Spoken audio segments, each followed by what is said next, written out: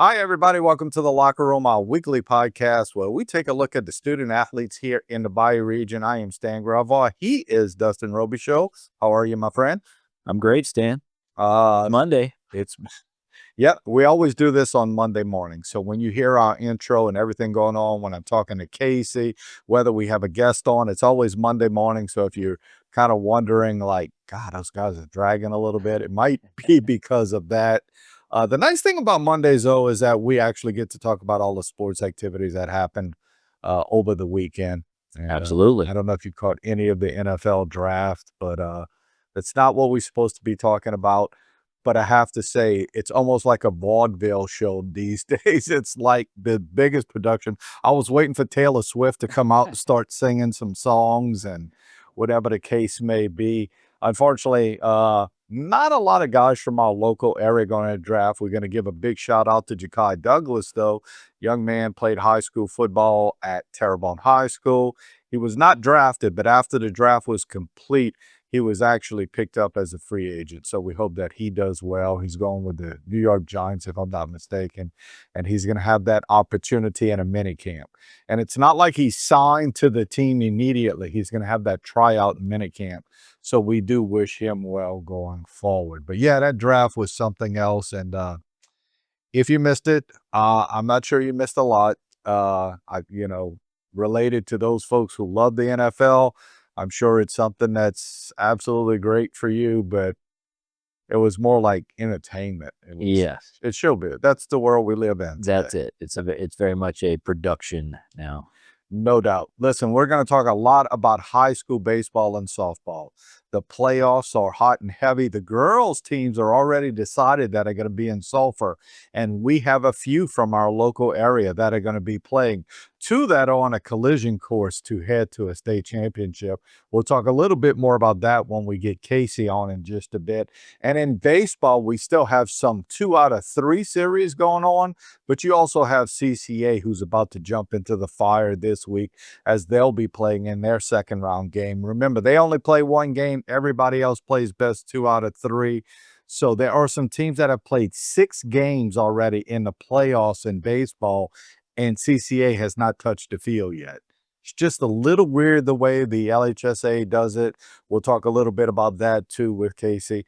And another thing that we have that I think is always fun to do, Bobby Arceneaux, who is the director of girls sports here in Terrebonne Parish, had the opportunity to meet and talk with some of the girls from our area who play high school ball, who are now playing collegiate ball, and to see where they're at. You know, we're heading into the conference championships for all of our local, whether it be junior college or 4-year schools. And Bobby caught up with a lot of these girls, talked to some of them's parents, and found out how they're doing at their respective schools. So we have that for you today. I think that'll be a lot of fun. But as I said earlier, with baseball and softball sort of all heading to Sulphur, let's see who's in and who's not with Casey. As I promised you guys, Casey Gisclair joining me, no better source to get our information related to baseball and softball in the Bayou region. Hey, Casey, how are you? I'm doing just fine. How about yourself, sir? I am doing well. It's a fun time of the year as when you know teams are sort of punching their ticket to Sulphur, you get excited for them. Softball has happened already, right? If you're going to be in the playoffs and you're still in the playoffs, you're going to Sulphur, and that happens a little bit later this week. We'll talk about that in a second. Baseball's a different situation. Baseball, with most of our brackets playing 2 out of 3, it sort of drags on. That Yeah. I don't know. Do you agree? The only reason I say that, I was thinking to myself, Joe Tutone and CCA have not played a game in the playoffs yet. And there are some schools that have played 6 games in the playoffs already.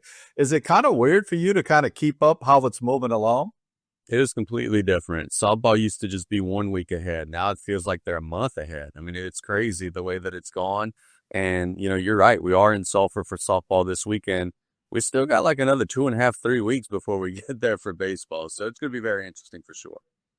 One little tidbit related to how this all happened. Baseball, actually, the brackets came out on a Monday. On a Tuesday, it was softball, right?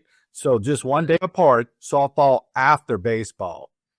Softball is going to be finishing 2 weeks 2 full weeks ahead of baseball, and which is not necessarily a good thing or a bad thing. It's just that the girls are going to be finished playing this Saturday. You know, it's Saturday at midnight. Softball is done for the year. Baseball still has a couple of more weeks to go. So kind of interesting.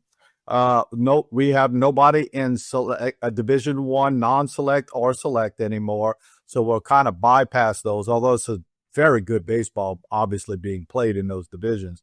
But in Division II select, we have 2 teams from the local area, Vanderbilt Catholic and E.D. White, who are both still in it. Talk about sort of their roads to a championship. Starting on the baseball side, you know, they're going to have to win on the road. Vanderbilt's going to be traveling to Buckeye. E.D. White's going to be traveling to St. Charles Catholic. So, you know, you got to win 2 out of 3, and you got to do it on the road, which is not going to be easy. I would say, you know, in terms of travel, obviously it's a better situation for E.D. White. They're going just out there, you know, I don't know, 40 minutes to an hour. Vanderbilt's probably going to have to stay. But here's the thing. Vanderbilt built their regular season schedule planning for this. They have had several weekends where they've been far away from home. They even had a weekend where they went out to Sulphur and they went play in Texas to prepare for being on the road and being in hotels. And so they're not going to be rattled by this. They've been here before. And I'll be honest with you, Stan, I really think that there's a great chance that both of our local teams in Division II Select on the baseball side could advance and could move forward beyond this weekend, despite being on the road. Now, on the softball side, it's a little bit different. Our local teams are seeded 1 and 2. They're expected to win their semifinal games, though it's going to be difficult. Vanderbilt's playing a Buckeye team that has been to the state championships now several years in a row. E.D. White's facing a St. Charles team that has a winning tradition. So it's going to be difficult for sure. But I do think there's a very, very real possibility that Saturday we're looking at, much like we saw in baseball a couple of years ago, Vanderbilt facing E.D. White for the state championship. And as you heard Casey just mention, both the baseball teams at those respective schools are playing the baseball teams from the other school. Vanderbilt's playing Buckeye in both baseball and softball. Again, softball probably not as big of a factor because everybody's in Sulphur right now. And then you have E.D. White taking on St. Charles Catholic, which is right down the road. You're right. It's not as much of a travel for the baseball team to get right out there. If we go back and we sort of look at where Vanderbilt's baseball team is going, Buckeye, for you folks who don't realize it, and I didn't. Actually, when Casey came on with me today, I was on my phone trying to find out where it was at. Buckeye is near Alexandria. So it's a trip. I mean, it's not like, it's like you said, you would have to stay there in that best 2 out of 3 series for baseball, and maybe that could play a factor. But I think that was a good point you made. Vanderbilt's done everything in their power with their schedule to make sure they're ready for something like that going forward. If you have, and I'm not asking you to guess winners in all of this, I'm talking about chances, because obviously E.D. White's a lower seed in baseball. Vanderbilt's a lower seed in baseball. Vanderbilt Catholic's supposed to win it all in softball, but you got, you know, E.D. White right there, who was a 1-run loss loser to Vanderbilt earlier in the year. If you had to guess, if you had to say what might surprise us related to all of this and what might not, you mentioned you think both the baseball teams could possibly win. Yeah, absolutely. And in terms of surprises, I'll take it the other direction. If we don't have at least one of the 2 state finalists on softball in Division II Select, I'd be shocked. If both Buckeye and St. Charles win on the softball side, that would be shocking to me. I would agree 100%. Actually, I don't think Buckeye can beat Vanderbilt's girls. So I see that one as sort of like, you know, if I were going to mortgage my house and bet on it and all of those things, that's the one I would take. You know, St. Charles Catholic is probably not bad softball related, but if E.D. White goes out and does what they're supposed to do, we'll probably see Vanderbilt and E.D. White. I truly believe that Vanderbilt could go up there in baseball and beat Buckeye. And I believe if things go right for E.D. White, they could beat St. Charles Catholic. They may be kind of using that CCA blueprint from right there at the end of the year, where CCA took 2 from St. Charles Catholic. And might I add, rather easily. Yeah. Of course, CCA is really good too, you know. Yeah, for sure, man. And look, for E.D. White, the thing that is going to have to carry them forward is going to be the depth of their pitching staff. We had Matt Plitt on, actually it was last Friday, which was the day of their game 3 against Acadiana Renaissance Charter. And he came on and he said, hey, look, I got like 6 arms left available. He said, hey, man, this isn't our biggest and strongest lineup. We don't hit as many home runs as we have in the past, but we have a lot of guys that we trust to get out. So they're going to have to use their full staff. They're going to have to pitch it well, because this is not an offense that's equipped to score 10, 12 runs a game like when they had Matthew Malonson and those other guys. They have to pitch it well. They have to play good defense. If they do that, they'll have a chance. So let's flip it a little bit. We're talking about best 2 out of 3 series type brackets. Now let's go to CCA. CCA has kind of sat around. They watched Central Catholic take on St. Martin's Episcopal. They did lose that's a stupid statement because they didn't lose any games this year. They played a 1-run game against Central Catholic. I think some people thought Central Catholic was going to beat St. Martin's. St. Martin's wins that one. Here's what I find interesting about that bracket. I thought when it was going to be a single game, anything goes. But even to add to that, the games are spread out so far from each other that you can throw your ace in every game in the playoffs because they're 1 a week. So whoever is St. Martin's ace is going to come back and pitch. Then on the other side of that bracket, you got Glenbrook and you got Acadiana Christian, who both have a stud thrower, who that guy can sit around. So I don't understand this bracket very much. But all that being said, let's talk about CCA, because CCA's got a lot of guys that they could throw out there. I wonder what it's like. Have you talked to Joe lately related to what they're feeling going into this game?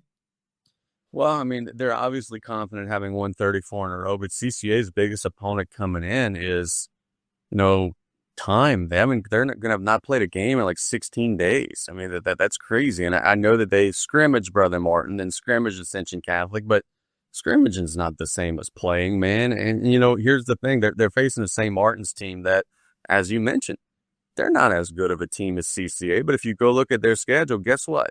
They got one dude, and that one dude could beat anybody on any given day. Case in point, a couple weeks ago, I'm looking at their schedule right now. They beat, an Isidore Newman. I'm looking at their schedule now. They lost 1-0 to John Curtis. What does that tell you?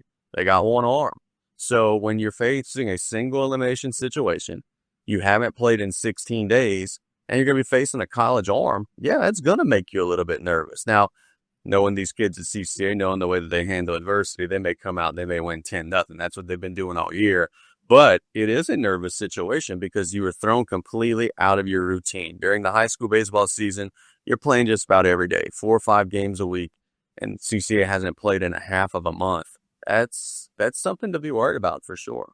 Yeah. Listen, the game is on Thursday, so consider St. Martin's didn't play until late last week, and they get this whole week to get ready. You're right, it's one guy, and when you go looking down schedules and you see like impressive wins like every third game, there's a reason for that. It's that guy who was on the mound. By the way, all of these games, whether it's a series or a single game like softball, is on Thursday. So Division II Select Softball in Sulphur, our local teams play on Thursday, 2:30, I think it is. Not only that, Lutcher plays at 2:30 in softball, and Assumption plays at 2:30. Can you imagine? Think about this, Casey, and I'm sure you have. Can you imagine if it's E.D. White against Vanderbilt in the Division II Select bracket, and it's Lutcher against Assumption in the Division II non-select bracket, and they're all from the same district?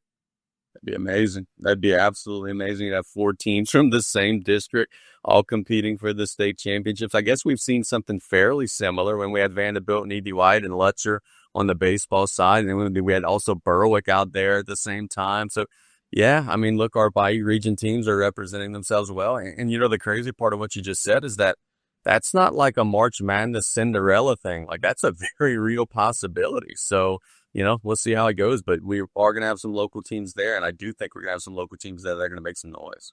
Yep. Listen, it's not going to be easy for Lutcher. They play number 1 North DeSoto, and Assumption, I think, is playing Bruley, and I know Bruley's got a good program, so it's not going to be easy in that particular bracket. But you're right. There's a conceivable chance because you start to realize that I'm gonna borrow one of your statements you use all the time. Iron sharpens iron, right? Yep. I mean, you're in a district. Yeah, you're in a district where nothing will scare you because you have the defending state champ from Division I Select in Vanderbilt. You got E.D. White, who was right there in there last year too. So, yeah, that ought to be really interesting the way it all plays out. Before I do let you go, how's the podcast? Y'all enjoying yourselves? Oh my goodness, are we ever? We were having a good time. We were live for the entire first round of the NFL draft. We were having some fun there. We got some big things planned. So yeah, that is the group chat podcast over on Bayou Sports and One More Round Studios.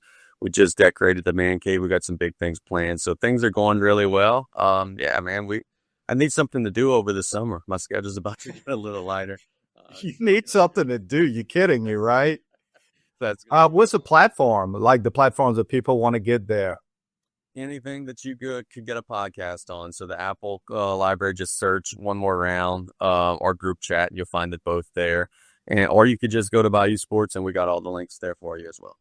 Great. Thank you so much for the time as always.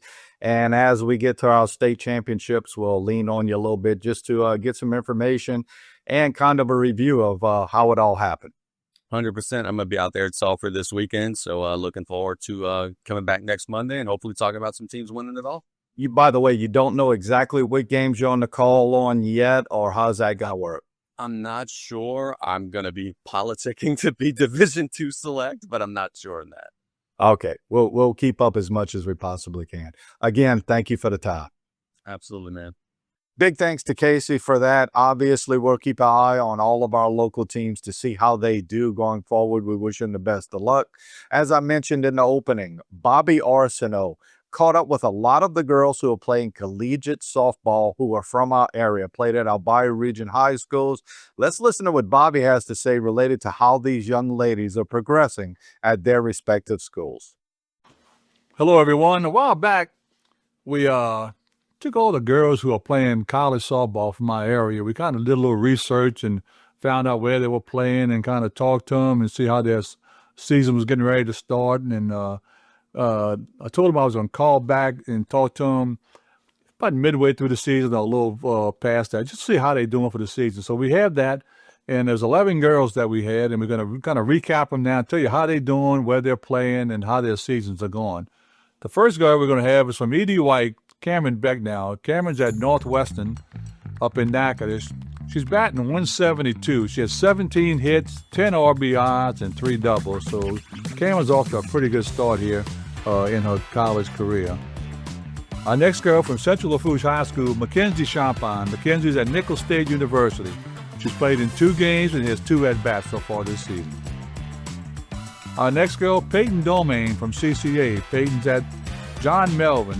She's batting 264, 10 RBIs, and 8 runs she scored for the season. Next, Kira Evans from HL Bourgeois. Kira's at Xavier. Her batting average is 240. She's played in 24 games. She scored 11 runs, stole 5 bases. She's had 51 at-bats, 12 hits, and 11 RBIs. Next, from Homer Christian, Haley Henry at Northwest Florida. Their record is 52-2, so they're having an outstanding season. Haley's on the tear. She's batting 373, 14 home runs, 48 RBIs. She scored 50 runs, stole 12 bases, and she's played in 48 of the games. Our next girl from CCA, Charlotte Lottinger. Charlotte's playing at Coastal Alabama. She's played in 46 games. She's batting 266. She got 1 home run, 25 RBIs, scored 27 runs, stole a base. She's been hit by a pitch 19 times. And the reason I'm saying that, she is number 3 in the nation in that category. She's having a great year on defense, playing shortstop for Coastal Alabama. Our next girl from Thibodaux, Alyssa Nakam from Nicholls State. She's batting 222, and she's playing as a backup catcher. Homer Christian's Destiny Pierce. She's up at Spring Hill, having a great season. She's batting 305. She's at 105 at-bats. She scored 21 runs, 32 hits, 3 home runs. Their record is 23-18, and they're 18-4 in the conference. From Terrebonne, Blakeland Pitts at Southwest Tennessee. Their record is 14-26, 5-21 in the conference. Blakeland has a dual role. She's also pitching. She has a 1-3 pitching record. She's pitched 39 innings with a 6.23 ERA with 19 strikeouts. She's also batting .276 with 33 RBIs, 4 home runs, and 34 hits. Our next player is from Vanderbilt, Corinne Talbot. Corinne's at Southwest Mississippi Community College, having a great year. She's also pitching and playing. Her batting average is .330. She has 5 home runs. She just pitched 91 innings and has 96 strikeouts. And our last girl from Homer Christian, Jaden Yesso at LSU Eunice. She's batting .370, 22 runs, 40 hits, 17 doubles, and 2 home runs.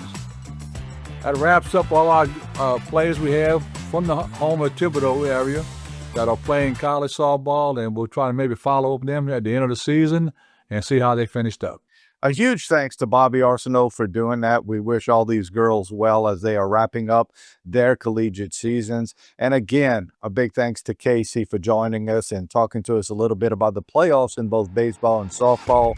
Next week, we'll be one step closer to state champions in those two sports, also in track and field, golf, tennis, all of those sports. We wish them all well. And we'll be back next week to tell you more about that. Tune in to us on Monday as we bring you the latest version of the Locker Room Podcast.